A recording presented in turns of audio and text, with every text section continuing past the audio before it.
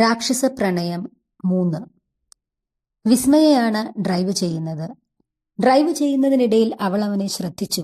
അവനുള്ളിൽ എന്തൊക്കെയോ കണക്കുകൂട്ടലുകൾ നടത്തുന്നതായി അവൾക്ക് തോന്നി. നേരെ വീട്ടിലേക്ക് ചെന്നു. അവൾ കാർ പാർക്ക് ചെയ്തു. രണ്ടുപേരും വീട്ടിലേക്ക് കയറി. അവൻ തനിക്കായി ഒരുക്കിയിരുന്ന മുറിയിൽ പോയി ഫ്രഷായി തന്റെ ബാഗും എടുത്ത് താഴേക്ക് ഇറങ്ങി. അപ്പോഴേക്കും അവന്റെ അംഗരക്ഷകർ കാറുമായി അവിടെ എത്തി. എല്ലാവരോടും യാത്ര പറഞ്ഞ് അവൻ കാറിൽ കയറി. കാർ എയർപോർട്ട് റോഡിലേക്ക് കയറാൻ തുടങ്ങിയതും അവൻ ഡ്രൈവറോടായി പറഞ്ഞു, stop the car, we are not leaving today. തിരികെ പോണം, തറവാട്ടിലേക്ക്. അവൻ എന്താണ് ഉദ്ദേശിക്കുന്നത് എന്ന് മനസ്സിലായില്ലെങ്കിൽ കൂടി ഡ്രൈവർ അവന്റെ വാക്കുകൾ അനുസരിച്ചു. അവന്റെ കാർ തിരികെ വളയുന്നത് കണ്ട് അവന്റെ പുറകിലായി വന്നുകൊണ്ടിരുന്ന അംഗരക്ഷകരും അവന്റെ പുറകെ തന്നെ വരാൻ തുടങ്ങി. ഏതാണ്ട് 6:30 കാർ ചിറ്റേത്ത് തറവാടിന്റെ മുറ്റത്ത് വന്നു നിന്നു. തറവാടിന്റെ വടക്കു ഭാഗത്തായാണ് കളപ്പുര. കളപ്പുരയ്ക്ക് മുന്നിൽ ചെറിയ ഒരു തുളസിത്തറയുണ്ട്. കാറിൽ നിന്ന് ഇറങ്ങി അവൻ പതിയെ കളപ്പുരയുടെ ഭാഗത്തേക്ക് നടന്നു. കളപ്പുരയുടെ വാതിലും തുളസിത്തറയും അവനിപ്പോൾ വ്യക്തമായി കാണാം. അവൻ നിൽക്കുന്ന ഭാഗത്ത് ഇരുട്ടായതുകൊണ്ട് തന്നെ അവനെ കാണില്ല. അവൻ നോക്കി നിൽക്കെ കളപ്പുര വാതിൽ തുറന്നു. ചിത്രത്തിൽ കണ്ടതുപോലെ കടുംനീല നിറത്തിലുള്ള പട്ടുപാവാട അണിഞ്ഞ് കയ്യിൽ ദീപവുമായി ഒരു അപ്സരസിനെ പോലെ അവൾ തുളസിത്തറയ്ക്ക് അടുത്തേക്ക് വന്നു. തുളസിത്തറയിൽ ദീപം തെളിച്ച് കൈകൂപ്പി നിന്ന് അവൾ പ്രാർത്ഥിക്കുന്നു. അതെ, അവൾ തന്നെ, രാവിലെ ആ ചിത്രത്തിൽ കണ്ട സുന്ദരി, അല്ല അപ്സരസ്. അവൻ അവളെ തന്നെ നോക്കി നിന്നു. അവന്റെ ചുണ്ടുകളിൽ ഗൂഢമായ ചിരി വിടർന്നു. പതിയെ അവൻ ഇരുട്ടിൽ നിന്നും വെളിച്ചത്തിലേക്ക് നടന്നു കയറി. കണ്ണടച്ച് കൈകൂപ്പി നിന്ന് പ്രാർത്ഥിക്കവളിൽ തന്നെ അവന്റെ നോട്ടം തറച്ചു. 5 ദിവസത്തോളം തുളസിത്തറയിൽ വിളക്ക് വെച്ച് പ്രാർത്ഥിക്കാതെ ഇരുന്നതിനാൽ അവൾക്ക് ഈശ്വരനോട് പറയാനായി പരാതികളും പരിഭവങ്ങളും കുറച്ച് കൂടുതലുണ്ടായിരുന്നു. എല്ലാം പറഞ്ഞു കഴിഞ്ഞ് അവൾ പതിയെ കണ്ണുകൾ തുറന്നു. എന്നാൽ കൺമുന്നിലെ കാഴ്ച കണ്ട് അവൾ പേടിച്ചു. അവളെ തന്നെ വല്ലാത്ത ഒരു ഭാവത്തോടെ നോക്കി നിൽക്കുന്ന ഒരു ചെറുപ്പക്കാരൻ. അവന്റെ ഇറുകിയ ടീഷർട്ട് ശരീരത്തിലെ മസിലുകൾ എടുത്തു കാണിച്ചിരുന്നു. അവൾ ആദ്യമായി കാണുകയാണ് അങ്ങനെ ഒരാളെ. അവൾക്ക് അവനെ കണ്ടപ്പോൾ മുത്തശ്ശി ചെറുപ്പത്തിൽ പറഞ്ഞു തന്ന കഥകളിലെ രാക്ഷസനെ പോലെ തോന്നിച്ചു. ഒരു വല്ലാത്ത ഭയം അവളെ വന്നു മൂടി. മുത്തശ്ശി എന്ന് ഉറക്കെ വിളിച്ചുകൊണ്ട് അവൾ തിരികെ വരാന്തയിലേക്ക് ഓടിക്കയറി. എന്താ കുട്ടി, എന്തിനാ ഇങ്ങനെ പേടിച്ച് ബഹളം വെക്കുന്നത്? ചോദിച്ചുകൊണ്ട് ശാരദാമ്മ വരാന്തയിലേക്ക് വന്നു. ആതിര ഓടിച്ചെന്ന് തന്റെ മുത്തശ്ശിയുടെ പിറകിലായി നിന്നുകൊണ്ട് മുറ്റത്തേക്ക് നോക്കി.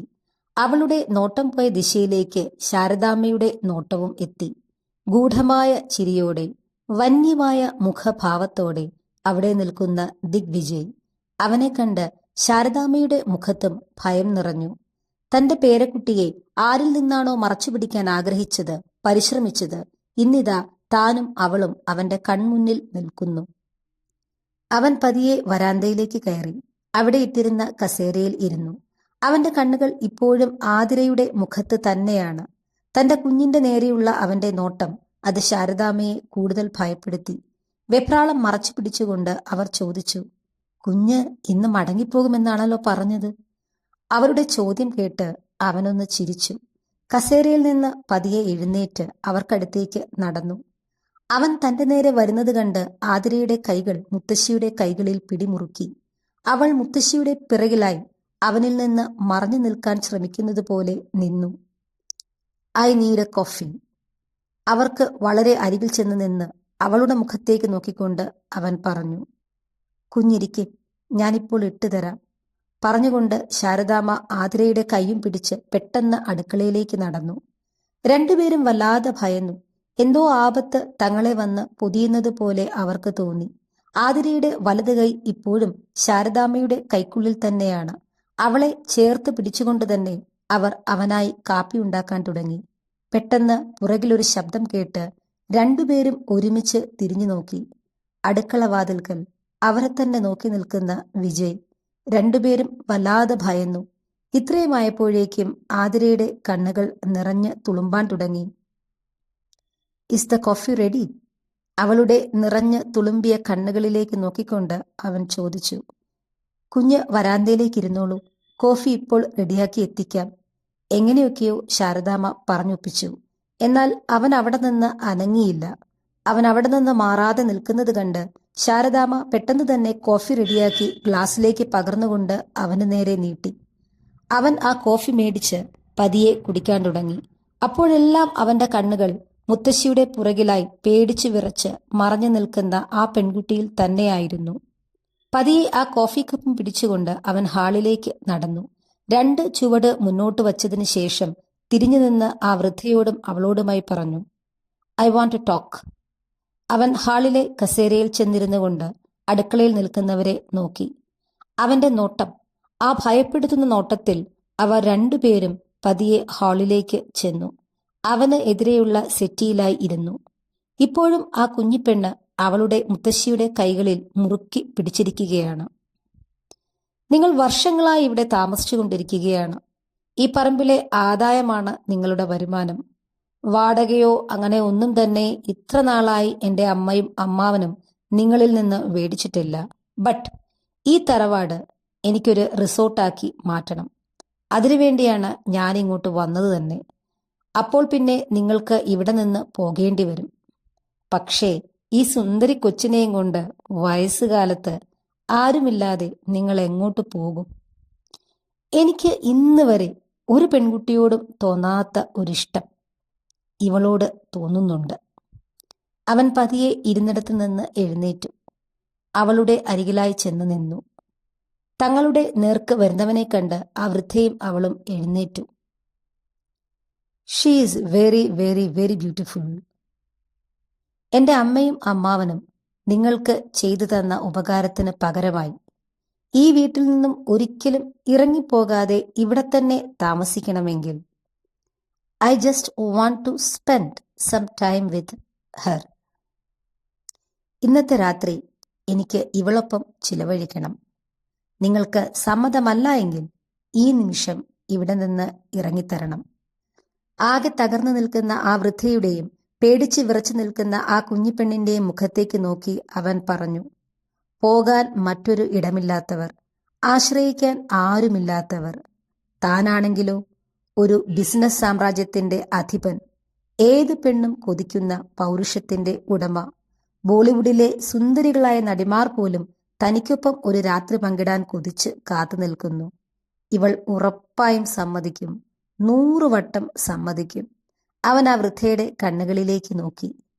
ഭയം നിറഞ്ഞു നിന്ന ആ കണ്ണുകളിൽ ഇപ്പോഴുള്ളത് ഒരു ആശ്വാസഭാവമാണ്, എന്തിൽ നിന്നോ രക്ഷപ്പെട്ടതുപോലെ. ഞങ്ങൾ ഇറങ്ങിത്തരാം. ഈ നിമിഷം ഞങ്ങൾ ഇവിടെ നിന്ന് പൊയ്ക്കോളാം. എൻ്റെ കുഞ്ഞിനെ ഉപദ്രവിക്കാതിരുന്നാൽ മാത്രം മതി. അവന്റെ പ്രതീക്ഷകളെ ആകെ തകിടം മറിച്ചുകൊണ്ട് ശാരദാമ്മ പറഞ്ഞു. അവന്റെ മുഖമാകെ വലിഞ്ഞു മുറുകി. നോട്ടം ആ കുഞ്ഞിപ്പെണ്ണിന്റെ മുഖത്ത് തറച്ചു. എനിക്കൊപ്പം ഒരു രാത്രി സ്പെൻഡ് ചെയ്യാൻ സമ്മതമാണോ എന്ന് പറയേണ്ടത് നീയാണ്, ഇവരല്ല. അവൻ അവളുടെ കണ്ണുകളിലേക്ക് നോക്കി പറഞ്ഞു. അവന്റെ മുഖത്തേക്ക് നോക്കാനുള്ള ധൈര്യം പോലും ആ പെണ്ണിനില്ല. അവൻ പറഞ്ഞതൊന്നും അവൾ കേൾക്കുന്നുമില്ല. തന്റെ മുത്തശ്ശിയുടെ കയ്യിൽ മുറുകെ പിടിച്ചുകൊണ്ട് അവൾ കരയാൻ തുടങ്ങി. വാ മുത്തശ്ശി, നമുക്ക് പോകാം, നമുക്കിവിടുന്ന് പോകാം, എനിക്ക് പേടിയാവുന്നു, എന്നെ കൊണ്ടുപോ മുത്തശ്ശി. അവൾ അവരെ കെട്ടിപ്പിടിച്ച് കരയാൻ തുടങ്ങി. താൻ പറയുന്നത് ശ്രദ്ധിക്കാതെ, തന്നെ ഒന്ന് നോക്കുക പോലും ചെയ്യാതെ മുത്തശ്ശിയെ കെട്ടിപ്പിടിച്ച് കരയുന്ന അവളെ കണ്ടപ്പോൾ അവന് ദേഷ്യം വന്നു. ഒരു കൊടുങ്കാറ്റ് പോലെ അവൻ അവിടെ നിന്ന് പുറത്തേക്ക് ഇറങ്ങിപ്പോയി. അവൻ പുറത്തേക്കിറങ്ങിയതും മുത്തശ്ശി അവളുടെ കൈയും പിടിച്ച് മുറിയിലേക്ക് ഓടി. അലമാരിയുടെ മുകളിലായി ഒരു ചെറിയ ബാഗുണ്ട്. അതെടുത്ത് കുറച്ച് ഡ്രസ്സുകൾ അതിലേക്ക് വച്ചു. ആതിര പെട്ടെന്ന് തന്നെ അവളുടെ 10ാം ക്ലാസ്സിന്റെയും +2വിന്റെയും സർട്ടിഫിക്കറ്റുകൾ കയ്യിലെടുത്തു. പേഴ്സ് തുറന്നു നോക്കി. 1000 രൂപയുണ്ട്. അതും അവൾ കയ്യിലെടുത്തു.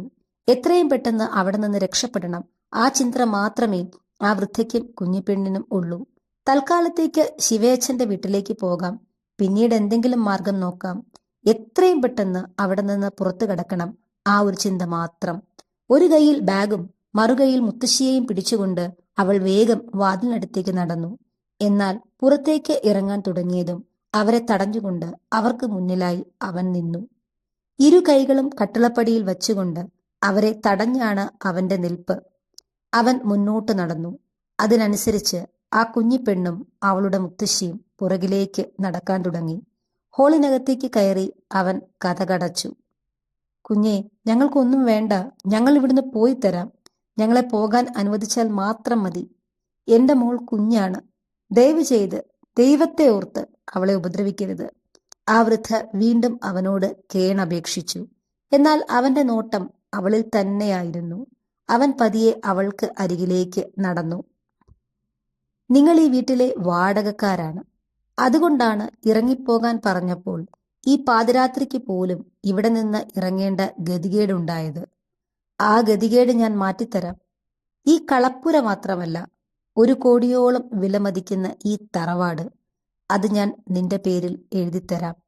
പകരം ഒരു രാത്രി കുറച്ച് മണിക്കൂറുകൾ നിനക്ക് എൻ്റെ കൂടെ സ്പെൻഡ് ചെയ്തുകൂടെ? ഒരിക്കലും വേണ്ട എന്ന് പറയാൻ പറ്റാത്ത അത്രയും വലിയ ഒരു ഓഫറാണ് താൻ ആ കുഞ്ഞിപ്പെണ്ണിന് നൽകുന്നത് എന്ന ചിന്തയോടെ അവൻ പറഞ്ഞു. എന്നാൽ ഇപ്പോഴും അവൾ പറയുന്നത് കേൾക്കുന്നേയില്ല. അവൾക്ക് എങ്ങനെയും അവന്റെ കയ്യിൽ നിന്ന് രക്ഷപ്പെടണം എന്ന ചിന്ത മാത്രമേ ഉള്ളൂ. ഞങ്ങൾക്കൊന്നും വേണ്ട, ഞങ്ങളെ ഇവിടുന്ന് പോകാൻ അനുവദിച്ചാൽ മാത്രം മതി, അവൾ അവന്റെ കണ്ണുകളിലേക്ക് നോക്കിക്കൊണ്ട് പറഞ്ഞു. അവന് തന്റെ ദേഷ്യം നിയന്ത്രിക്കാൻ സാധിച്ചില്ല.